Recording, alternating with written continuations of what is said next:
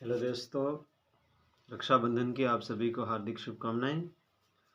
दोस्तों, मैं रक्षाबंधन के इतिहास के बारे में कुछ बातें बोलने वाला हूं। तो आप लाइक करें, सब्सक्राइब करें, या वो बातें बात की है वो आप करो या मत करो, केवल जो मैं मैसेज देना चाहता हूं उसको थोड़ा ध्यान से सुन लेना और देख लेना।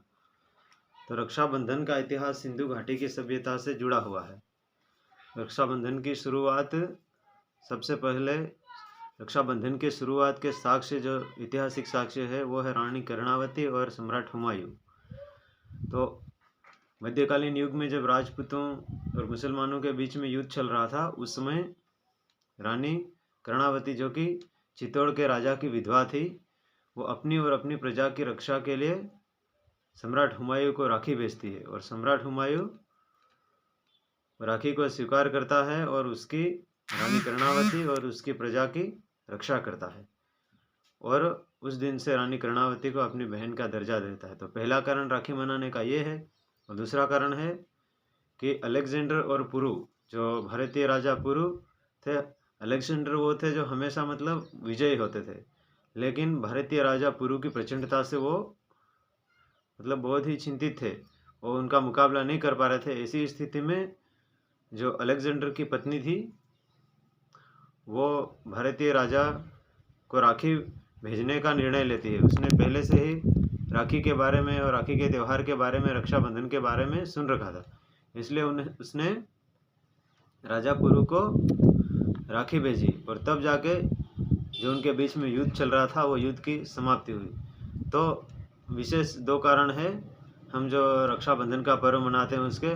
और जो इस रक्षाबंधन के पर्व से हमारे आदिवासियों पे और अन्य जो पिछड़ी हुई जातियां हैं और बहुत सारे गरीब लोग हैं, उन पे क्या प्रभाव पड़ता है कि वो अनावश्यक चीज़ों का हम यूज़ करते हैं, जहाँ पे जो ले जाना चाहिए वो नहीं। रक्षाबंधन का मतलब है भाई बहनों का प्यार, और बहन की रक्षा के लिए वो रक्षाबंधन का त्यौहार मनाया जाता है। लेकिन हम क्या करते हैं, हमारे आदिवासी समाज में भी देखा जाए तो बहुत सारे साड़ियाँ ले जाते हैं, कपड़े ले जाते हैं, और फालतू अनावश्यक चीज़ों से हम क्या, ये सब खर्चों से आदिवासी पिछड़ते जाता है दिन दिन।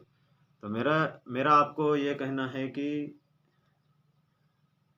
इन चीज़ों में थोड़ा ध्यान रखें और फालतू अनावश्यक खर्चों से बचें, शराब पीने से बचें। ये बहुत सारी चीज़ें हैं। अभी इन दिनों राखी के दिनों में बहुत सारे एक्सीडेंट होंगे, बहुत सारी लड़ाइयाँ होंगी, तो इसमें सबसे ज़्यादा घाटा हमारे आदिवासी भाइयों को ही होगा।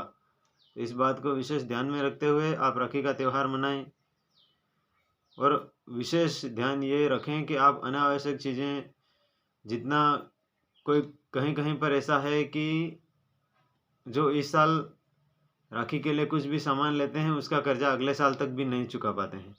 तो हमारे आदिवासी भाई बहुत पिछड़े हुए हैं इस वजह से। तो इस बात को थोड़ा ध्यान में रखते हुए आप लोग इस मैसेज को सभी लोगों तक पहुंचाने की कोशिश करें, ताकि आदिवासी भाई थोड़ा सुधर सके और जान सके कि हम रक्षाबंधन केवल मतलब राखी लेके जाएं, और हो सकता है नारियल लेके जाएं, उसके अलावा कुछ लेके ना जाएं, और फालतू खर्चों से बचें। यही मेरा आपसे कहना है, और यही मैं मैसेज आप सबों तक पहुंचाना चाहता हूं।